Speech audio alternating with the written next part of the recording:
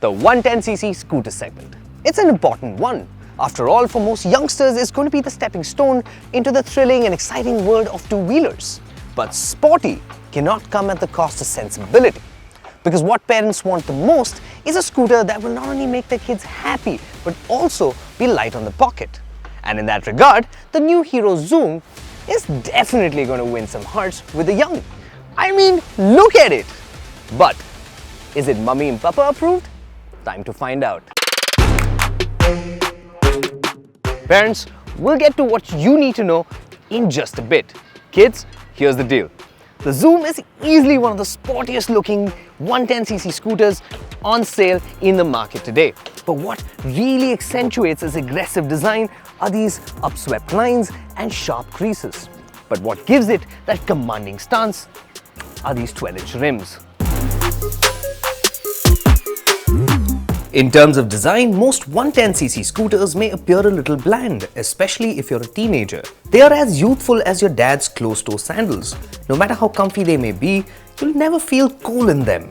In that sense, the Xoom is easily the most youthful, modern and sporty-looking scooter in its segment, especially if you consider the features it's packing. From all-LED lighting and cornering lights to a digital instrument console with Bluetooth connectivity, the Xoom is packing so much more than its competition. The digital console features a real-time mileage indicator, caller ID, SMS alerts, along with other basic readouts like speed, odo and trip. One area where we would have liked to see some improvements is the fit and finish quality. The quality of plastics just don't feel up to the mark for a Hero product.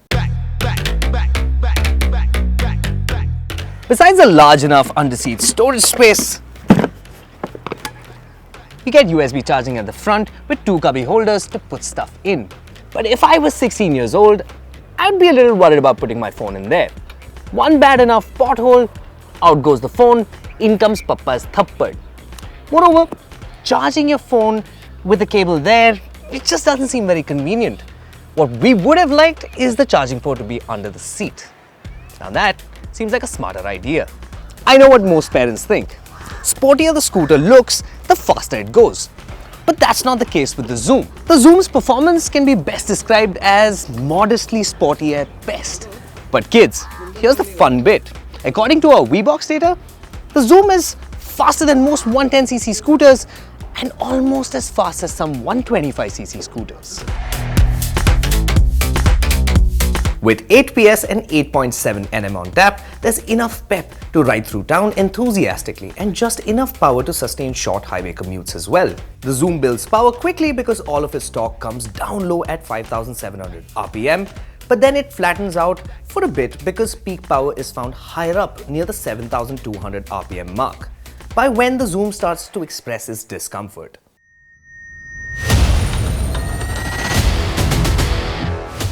Lower down on the RPM, the scooter sounds a bit gruff.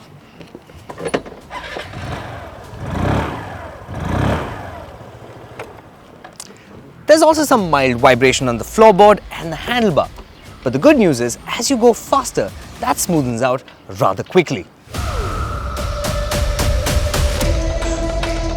The Xoom, like most Hero scooters, feels lacking a little refinement, especially if you're benchmarking it against a Honda scooter. But they're pretty refined, and that little gruffness, it's a characteristic of Hero's engines. The Xoom uses a telescopic front fork and a monoshock at the rear, standing on 12-inch alloy wheels. Hero has gone with a firmer setup on the Xoom, hence the ride feels sporty but a bit unpleasant. Over rumblers, undulations and speed breakers, the scooter shudders and tosses.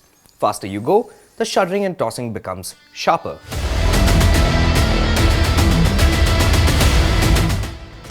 Although a sporty scooter, the ergonomics on the Xoom is pretty upright and neutral. The seat is nice and wide and also long, so it's really comfortable for two-up riding. And that's despite its compact dimension. But here's the catch. Considering the Xoom is supposed to be an urban dweller, we really wished that Hero ran with a softer suspension setup that would really complement the Xoom's upright and comfortable ergonomics.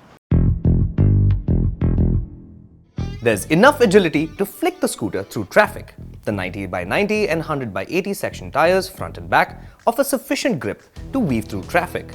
However, The combination of a firm suspension setup and asymmetric tire profiles leave the scooter feeling a little unsettled at first, but over time, you get a hang of the riding dynamics. That said, parents, what works in the favor of the Xoom are the brakes. The disc brake at the front and the drum brake at the rear offer good bite. That, in combination with the combined braking system, ensures that the Xoom stops progressively and in a controlled fashion. Not convinced yet? The Xoom returned nearly 64 kmpl in our fuel efficiency test in the city and almost 51 kmpl on the highway.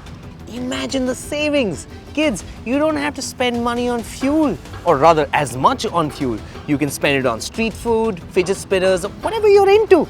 And parents, you can be rest assured that their weekly runabouts should be managed in one tank of gas. Quite easily, actually.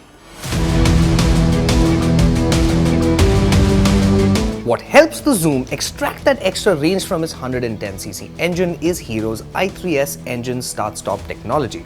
That said, the system isn't as seamless and smooth as what you'd find on a Suzuki scooter, where you only need to gently twist on the throttle to fire up the engine from stationary.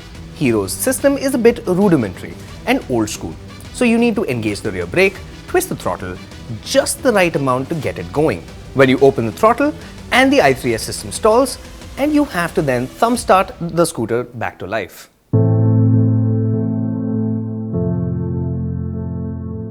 If you're a kid, your parents probably want you to buy the Honda Activa because it's sensible. But you want something fun and sporty like the TVS NTORQ 125. And if you find yourself in a similar gridlock with your parents where you just can't find the perfect middle ground, I think it's time to check out the Hero Xoom.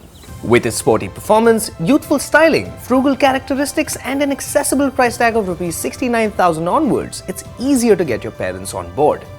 And as a matter of fact, it makes for a pretty sweet first ride.